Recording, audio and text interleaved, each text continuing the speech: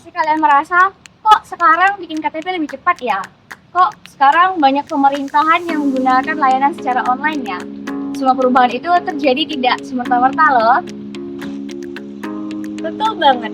Di balik adanya evaluasi pemikiran yang luar biasa dalam administrasi publik, cara pemerintah memandang kita sebagai warga negara dan cara mereka bekerja itu terus berubah seiring berjalannya perkembangan zaman.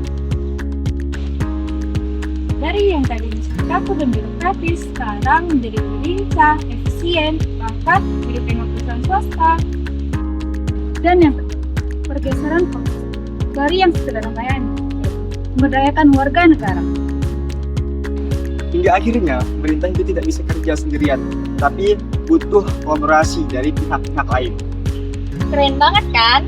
Nah, dalam beberapa menit ke depan, kami berlima, saya Nurima, Saya Arina Zira, saya Brigida Maria, Dan saya Andika. akan mengajak kalian semua membedah tuntas 5 paradigma.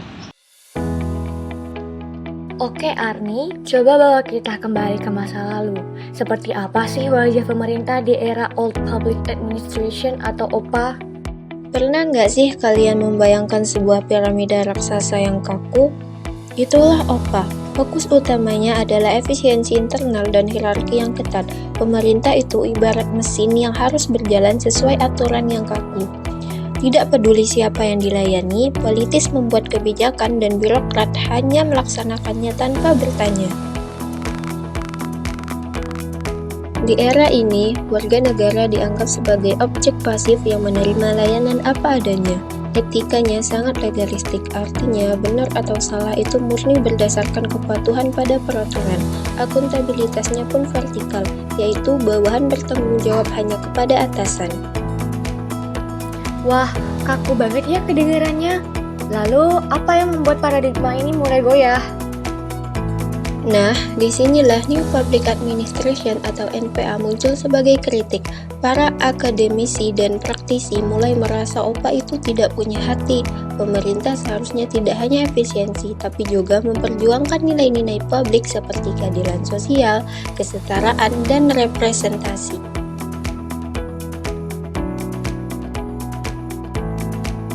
NPA mendorong birokrat untuk lebih proaktif dan peka terhadap kebutuhan masyarakat, terutama kelompok minoritas dan yang terpinggirkan. Jadi fokusnya bergeser dari melakukan sesuatu dengan benar atau efisiensi OPA menjadi melakukan sesuatu yang benar atau keadilan NPA. Dari yang kaku ke yang lebih peduli. Lalu ada gelombang perubahan besar lagi kan, Aulia? Yang katanya bikin pemerintah jadi mirip perusahaan. Sekali Nurima, selamat datang di era New Public Management. Paradigma ini meledak di tahun 80-an dan 90-an. Intinya adalah jalankan pemerintahan seperti menjalankan bisnis.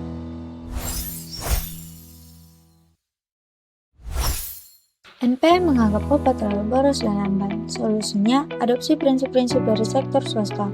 Muncullah konsep-konsep seperti yang pertama, efisiensi dan efektivitas, yaitu mengukur kinerja dengan target yang jelas. Yang kedua, privatisasi dan kompetisi, yaitu beberapa layanan publik diserahkan ke swasta atau dibuat saling bersaing agar lebih baik. Yang ketiga, warga negara sebagai pelanggan, yaitu customer satisfaction. Jadi lebih penting, pemerintah harus memberi layanan yang memuaskan kepada pelanggannya. Dampaknya ke etika dan akuntabilitas gimana tuh? Ini menarik. Akuntabilitasnya bergeser ke kinerja, bukan lagi soal peraturan, tapi soal apakah target tercapai. Etikanya pun jadi etika manajerial, yang kadang bisa menimbulkan risiko. Misalnya, karena terlalu fokus pada target angka, nilai-nilai pelayanan publik yang lainnya bisa terabaikan. Oke, jadi warga negara sempat dianggap pelanggan. Tapi rasanya ada yang kurang ya? Maria, apa kritik terhadap NPM? Betul, Nurima. Memandang warga hanya sebagai pelanggan itu mereduksi peran kita. Kita ini bukan sekedar konsumen layanan, tetapi pemilik sah dari negara. Inilah gagasan utama dari New Public Service. NPS menekankan bahwa peran pemerintah adalah untuk melayani, bukan mengarahkan. Fokusnya adalah pada yang pertama ada dialog dan kewarganegaraan. Pemerintah harus membangun hubungan kepercayaan dan melibatkan warga dalam mengambil keputusan. Yang kedua ada kepentingan publik. Nilai-nilai publik dan kepentingan bersama harus jadi kompas utama, bukan keuntungan atau efisiensi semata. Dan yang ketiga ada berpikir strategis, bertindak demokratis. Lalu bagaimana kelanjutannya? Dika, katanya ada yang lebih baru. Ada, dan ini yang paling relevan dengan kondisi zaman sekarang yang super kompleks. Namanya New Public Governance atau NPG.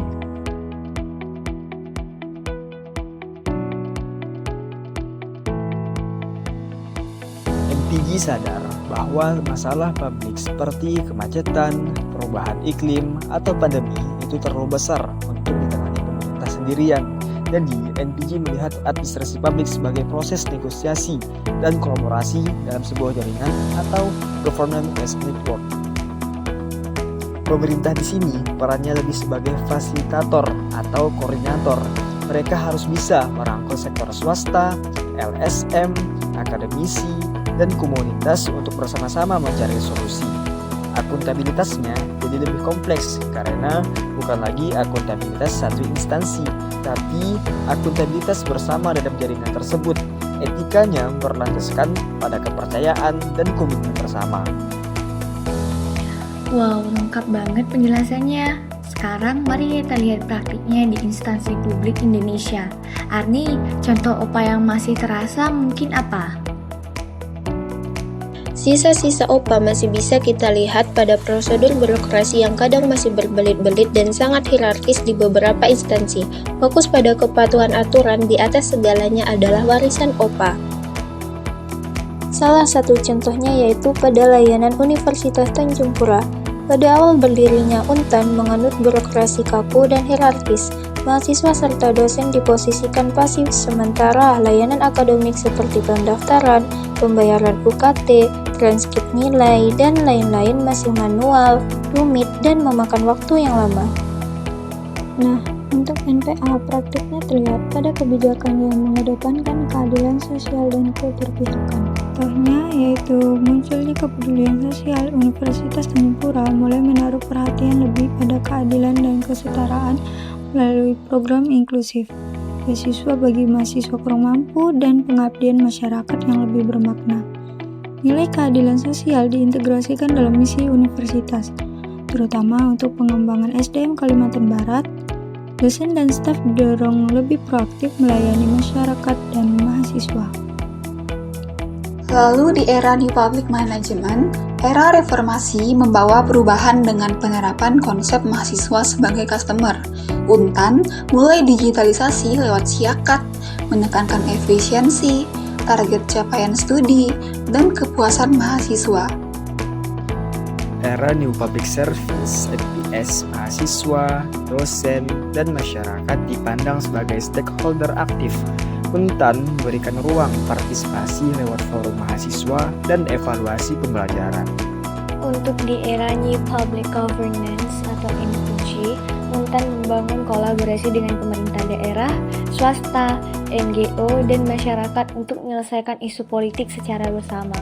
Contohnya keterlibatan UNTAN dalam program konservasi orangutan di Kalimantan, serta upaya pelestarian budaya Dayak, di mana universitas berperan sebagai fasilitator riset, edukasi, dan pemberdayaan masyarakat. Melalui jejaring multi-stakeholder ini, UNTAN memperkuat perannya sebagai pusat pengetahuan sekaligus mitra strategis pembangunan daerah. Oke teman-teman, mari kita rekap cepat. Kita mulai dari OPA yang fokus pada hierarki dan aturan. Lalu dikritik dengan NPA yang menilai keadilan sosial. Kemudian muncul efek yang pemerintah dan menjadi bisnis sebagai pelanggan. NPS ini mengembalikan warga sebagai pemilik negara yang harus dilayani dan dilibatkan. Dan terakhir, NPG mengajarkan kita bahwa masalah publik harus diselesaikan dengan kolaborasi dengan berbagai jaringan.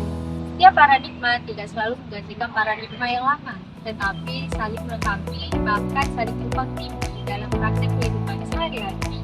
Memahami evolusi ini, perlu kita untuk lebih kritis terhadap pelayanan publik yang kita pilih. Ini juga membuat kita lebih sadar bahwa setiap keluarga itu mempunyai peran penting dalam setiap paradigma.